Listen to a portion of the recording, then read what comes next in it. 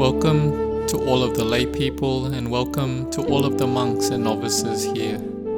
In the Dhamma session last Friday, we learnt about those who have no wisdom. They will get lost in lights and colors. They get lost in forms, sounds, tastes, odors, feelings, and mind objects, those that entice and grab our minds. And in the end, when they get attached to these things, this leads one to go round the cycle of birth and death for a long, long time. Or even in this life, if one is deluded in these things, this will lead to difficulties and suffering. For a child lost in these things that pulls one in, this makes them waste their time and they end up not gaining any real benefit. Or more so, if one is an adult, then they will give much hardships to themselves and to their family. They won't be able to support themselves or their family. Like I gave the example of the moth that flies into the flame. When it sees the lights that look beautiful, then the moth flies into that light. Even if their parents and relatives warn their child, the insect, it is heedless. It doesn't listen, and it will fly into the flame and will ultimately die and lose its life. Now this week let us look at the topic we will be talking about. In Thai, there is a saying that a good person that falls in the water won't be swept away. If they fall in the fire, they won't get burnt. A person who has virtue and goodness, even if they meet with difficulties and suffering, then they are compared to one who falling in the water won't get swept away, or falling in the fire won't be burnt. There will be someone who comes to help them. But in this topic, it's about an animal who has a mind that has built goodness in the past. They fall in the water, far away in the wide ocean, and paddling up to its neck in water, it can meet an oil rig in the middle of that ocean, 220 kilometers off the coast of the Songkhla district in Thailand. So let us look together at this incident. There was one dog who was up to its neck in water swimming. We aren't sure where this dog came from, but from his merit that he had made, he didn't stay floating in the water and didn't get swept away in the ocean. It was, as I said, they fall in the water and won't be swept away. But the dog swam to the oil rig of the Chevron company that was in the middle of the water, 220 kilometers off the coast of the Songkhla district in Thailand. This dog used its leg and caught onto the foundation of the oil rig.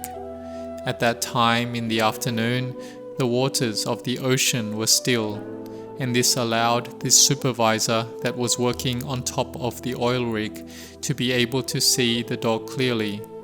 Then everyone there was thinking of a way to help the dog up. They thought they had to use a rope and tie it around the dog and pull it up. But as they were helping the dog in this way, they were worried that if there were waves in the ocean, the dog would be swept away from the base of the oil rig and it would be difficult to help the dog. But it was lucky that the water was still. There was no wind. The workers helped the dog to be able to come up to safety. And when the dog was up on the oil rig, the dog looked in a bad shape. The workers helped to nurse the dog. They helped to wipe the dog down because the seawater that was in the fur would make the fur fall off in the skin from some areas. The dog had some minor wounds, but they gave the dog water to hydrate it and food. And then they named the dog Bunrod because by the power of the dog's merits, it was able to escape danger. And the workers also had the minds of merit and wanting to help. They had loving kindness and compassion, and they also believed in the power of merit as well. They were astonished at how this dog could swim in the water up to its neck and be able to survive in this vast ocean. They thought it may have been harmed on a fishing vessel and tried to escape by jumping off into the water. But whatever the cause was, all the people on the rig were happy that they could help this dog's life so he could survive from this danger of death. And this dog, Bunrod, didn't howl out for help, but it used its foot to grab onto the oil rig. It's amazing that this dog didn't call out for help even in the slightest noise. And after they had helped the dog up, the people in the medical center helped it on the oil rig for 2 or 3 days, and then later they brought the dog Bunrod to a veterinary center and gave it a medical checkup and looked after it very well. And one of the workers, Yutisak, took leave from his work on the oil rig and took the dog to look after in his house in Konkan district. So here we see that this dog, who fell in the vast sea, but its merit looked after it to find that oil rig that was just a tiny spot in the ocean, and it was 220 kilometers off the coast.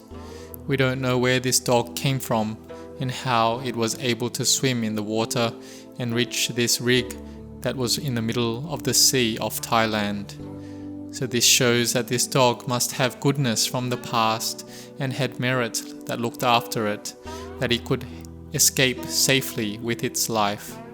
Like the saying goes, falling into the water and not being swept away, falling into the fire and not getting burnt.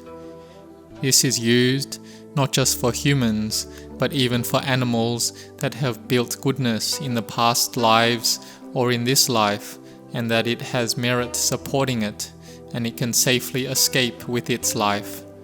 And how difficult it is to find that oil rig, but this dog, Bunrod, could find this oil rig in the middle of the sea. It is amazing. So doing merit in the past is important. Maybe this dog had helped the oil rig workers before, or they were all making parami, spiritual merit, together in this life. The workers on the rig had metta, loving kindness, and karuna, compassion, in their minds. They saw the life of one living being, even if just a dog. They saw it experiencing suffering. They tried to help it so that it could escape from that suffering. So these Dhamma qualities of loving kindness and compassion that is in the minds of humans is important. They didn't just help the dog up from the water, but also the nurses looked after it and took it to the doctor to get checked up, and even took it to their home to live with them. This can be believed to be the merit that this living being has made in the past. So for us who have mindfulness and wisdom, we have knowledge and a healthy body, then we should build parami, this spiritual merit. We should build benefit as much as we are able to, because the things that we do here stays in our hearts. The goodness that we do and the goodness that we build, it doesn't go anywhere. It's kept and looked after in our hearts. It's a wealth, an excellent, noble wealth that is in our hearts. That is, the Dhamma qualities of metta and karuna that all individuals need in their spiritual hearts. The Sangha and myself would give our anumodana to the chevron workers that help the dog to be free from dangers and death, and to the nurses, the volunteers, and all the people who had a part in looking after this dog.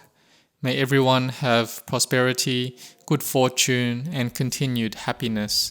May you keep building goodness until your parami is full. Build parami bit by bit each day. Keep building more and more parami, and then our parami will become full.